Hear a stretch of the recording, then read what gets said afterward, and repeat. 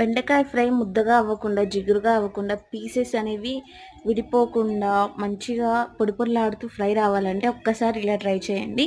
Few tips పాటిస్తే చాలండి. కూర చాలా పొడి పొడిగా, ఫ్రై వేపుడు వేపుడుగా బాగుంటుంది. ఫస్ట్ పీస్ మందపాటి ప్యాన్ తీసుకోండి. ఆయిల్ బాగా వేడెక్కాక పోపు, పచ్చిపప్పు, మినపప్పు వేసుకుంటే క్రంచీగా తగులుతూ ఉంటాయి పంటి కింద తినేటప్పుడు.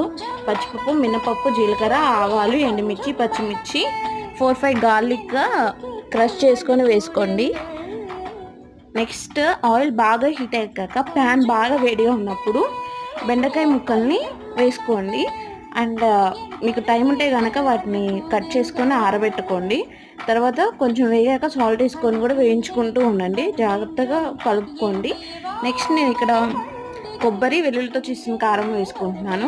అంతే అండి, చాలా టేస్టీగా ఉండే బెండకాయ ఫ్రై రెడీ అయిపోతుంది. Thank you for watching. Please do